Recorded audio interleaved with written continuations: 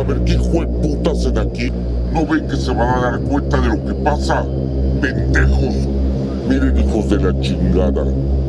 Ya estamos metidos en esto y tenemos que cumplir hoy.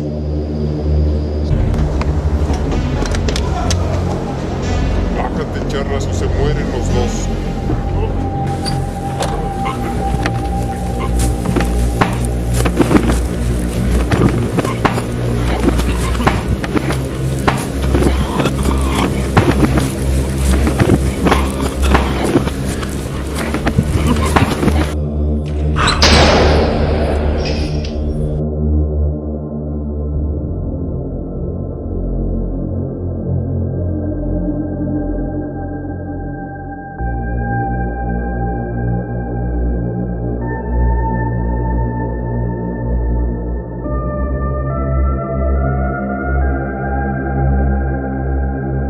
En esta ocasión, veremos uno de los personajes más incómodos del gobierno en el estado de Yucatán, pero igualmente querido por la sociedad de su tierra natal y un ejemplo a seguir, uno de los personajes que no solo estaban en contra de las malas acciones del gobierno, sino que también un defensor de los trabajadores quienes se encontraban explotados y con sindicatos los cuales confabulaban para perjudicarlos en vez de apoyarlos. De ahí, un joven llamado Efraín Calderón Lara, apodado El Charras, un estudiante de la Escuela de Jurisprudencia de la Universidad de Yucatán, resaltó convirtiéndose en el defensor y quien daba la cara de los que no la tenían, ya sea por apatía o por cobardía. De él es este tema, y cómo fue ultimado por la avaricia de un gobernador que no soportó más al grado de intentar desaparecerlo. Acompáñanos en esta historia que nos dejará a todos con un sentimiento encontrado y un ejemplo de que cuando un gobierno es malo, no es bueno provocarlo, y más cuando se tiene todo a disposición del poder para hacer lo que se venga a capricho. Carlos Loret de Mola y el pacto opresor laboral. Después de que el gobernador Carlos Loret de Mola en Yucatán, al llegar al poder en 1970 a 1976, lo que duró su gobernatura, apapachado por el presidente de la República, Echeverría, después de Díaz Ordaz, que ya todos conocemos el fatídico día, tan solo unos cuantos años después de la verdad histórica, claro, del 68. Este gobernador no solo apoyaba a empresas constructoras de diversas índoles y sindicatos, los cuales les hacían el paro, distorsionando la información y no permitiendo que se pusieran de acuerdo para que de esa manera, con las precariedades laborales así como salarios de risa apenas para mal comer. En pocas palabras, toda una explotación laboral en todas sus luces. De ahí es donde aparece este sujeto Efraín Calderón Lara, El Charras, un estudiante de la Universidad de Yucatán en Derecho y quien se equipó muy bien en aprendizaje enfocado en la rama de Derecho Laboral, con el cual defendió acérrimamente a los trabajadores explotados por las políticas y pactos que se tenía en el gobierno en turno y los pasados con las constructoras y sindicatos a modo, quienes se ponían de acuerdo para desestabilizar y seguir explotando a los trabajadores sin darles las prestaciones de ley, ni seguro, ni vacaciones. Con eso dicho, y por cierto, un salario mínimo humillante, sin derecho a nada prácticamente. ¿Quién era Efraín Lara El Charras? Ahondemos en el personaje. Su nombre completo, Efraín Calderón Lara, alias El Charras. Nacido en el año de 1947 en Jopelchen, Campeche, el 13 de noviembre. Tenía 25 años de edad al ser ultimado en febrero 13 de 1974. Un tipo que no era dejado, broncudo por naturaleza, pero no para hacer desmanes, sino más bien utilizado para defender a los trabajadores, quienes eran los más vulnerables ante las actividades aberrantes del gobierno de Yucatán, el cual gobernaba Carlos Loret de Mola. El abuelo del hoy, el otro Carlos Loret de Mola, o Lord Montajes o Loretito, para los compas, el cual, ese gobernador fue uno de los detonantes del PAN en ese estado y elegido por el PRI para gobernar, lo cual no cayó nada bien a las masas por su doble moral, el clásico PRIAN.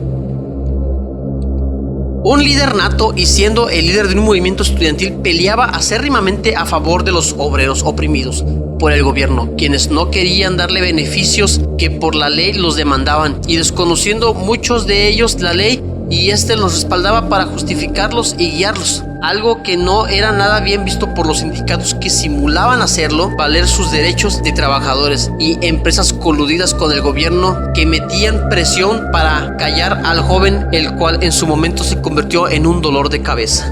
Incluso tenía un despacho en el cual era también utilizado como base de operaciones, donde se reunían con obreros y manifestantes hartos de la opresión del Estado. Incluso se sabe que estaba por titularse como abogado de dicha universidad, mas solo le faltaba la tesis para poder estar completo en su profesión. Fue tanto el levantamiento que la CTM, Confederación de Trabajadores de México, se vio humillada y destapada, un sindicato charro como tal y voraz que solo explotaba a los subordinados, y de ahí le siguieron muchos más que sacaron el cobre de solo simular, más falsear un apoyo a los trabajadores que solo les daban a tole con el dedo, y por el otro lado les clavaban la adaga por la espalda, siempre en apoyo a los patrones abusivos de empresas que seguían con la política neoliberal para beneficiarse del sudor y sangre de estos obreros, a los cuales veían como números, nada más eso, aparte de que ocupaban sindicatos y siendo líderes controladores. De ahí el chapulineo político, el cual eran trampolines para hacer figuras de poder político,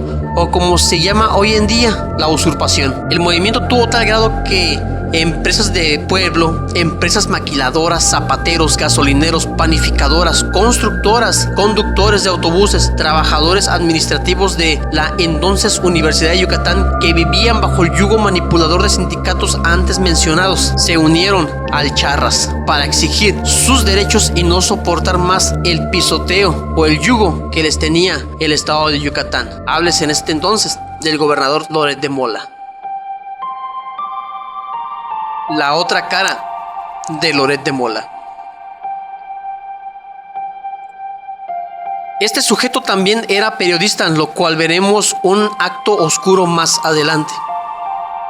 Ese tipo no solo tenía encima la presión de las manifestaciones estudiantiles, sino que no las toleraba y era un opresor nato de ello, de la misma escuela de Echeverría y Díaz Ordaz. Fue algo que lo caracterizó, y sumado a las presiones de las empresas charras, y decir charros es decir mandones, explotadores y abusivos y mala paga, y los sindicatos en los cuales se encontraban vinculados exigían un alto total a esto, un alto definitivo a Efraín Calderón, el Charras, fuera como fuera.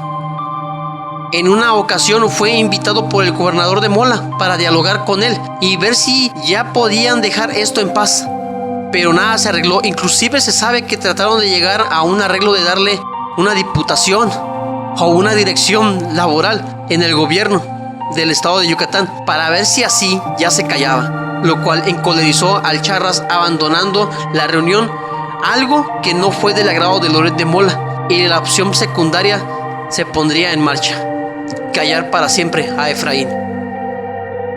La ejecución del Charras.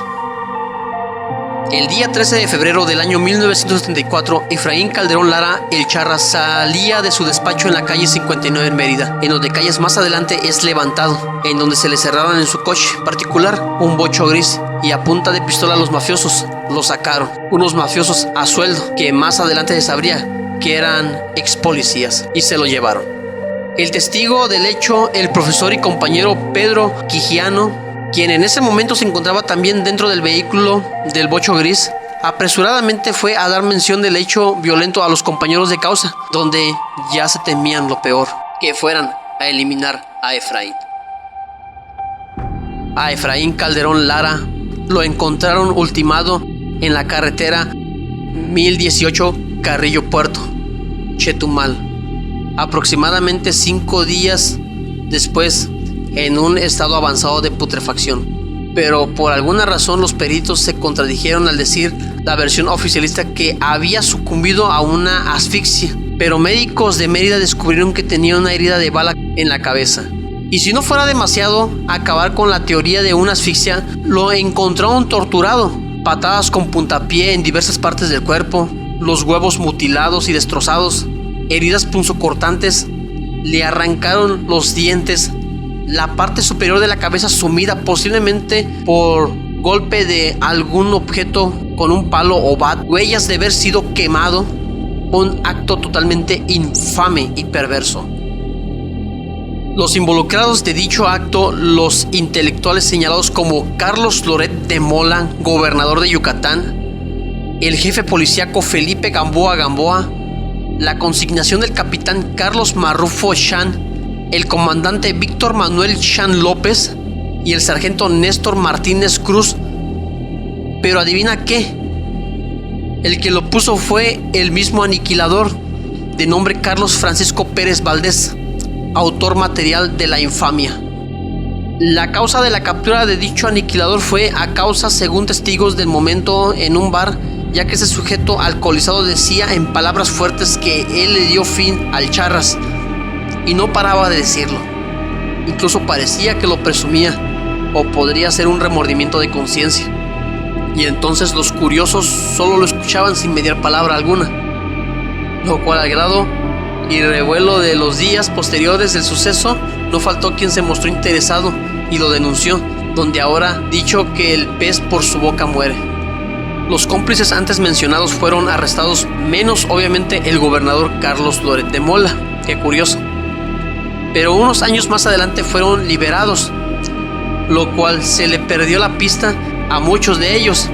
Dicen que solamente los encarcelaron para apaciguar las aguas, ya que la gente andaba encolerizada por la desaparición y la ultimación del Charras, un método muy usado por los gobiernos.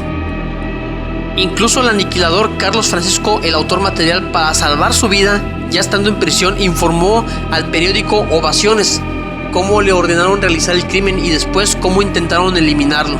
Y finalmente fue encarcelado, pero según los datos obtenidos en diversas fuentes, se supo que este tipo se fugó ese mismo año, en 1977. Algo que suena de burla, pero de ser cierto, es posible que incluso el mismo gobierno haya participado, no se duda. El libro de Loret y su influencia en los medios de comunicación. En el libro de Carlos Loret de Mola, titulado Confesiones de un gobernador, señala a su propio criterio, lo cual es la gente misma y los que vivieron su gobierno en su momento, que fue un criterio para lavarse las manos y culpas, claro. En donde, señalando lo más importante del libro, fue del cómo participó, pero de lejitos, y que solo quería que lo levantaran y lo amarraran. Pero después salió un libro titulado Confesiones de un asesino, del autor Franklin Alonso, donde aparecen las mismas confesiones del aniquilador Carlos Francisco Pérez Valdés, el cual no solo le señala como el autor intelectual, sino que este libro hoy en día está casi inexistente, ya que el gobierno en su momento los desapareció de las estanterías y librerías, y sería raro, algo raro encontrarlo a uno, a solo que esté capturado de forma digital o en un PDF. La influencia en los medios de comunicación, el cual por limpiar la imagen de Loret de Mola, gobernador de Yucatán, quienes en su momento se encontraban apáticos, pero después del escándalo salieron a defenderlo como fieras, claramente demostrando el apoyo incondicional a su gobierno. Y dado la información obvia de que el mismo gobierno les aflojaba un billete para limpiar su imagen, quien en ese momento la gente y directamente de Yucatán no creían en las versiones oficialistas, pero salió a flote la verdad del Charras poco a poco. Ejemplo de los que apoyaron a este nefasto gobernador fueron los medios señalados como Novedades de Yucatán, uno de los varios en su momento, o conocidos como chayoteros. El final de Carlos Loret de Mola. El final de ese sujeto fue en un accidente automovilístico en el estado de Guerrero, en donde en un automóvil de Mercedes-Benz, del cual estaba blindado, y con el sobrepeso terminó perdiendo el control, y como si el karma existiera o manifestara, terminó en el fondo de una barranca. Un final trágico, pero en un fallecimiento rápido, si comparamos lo que sufrió el Charras.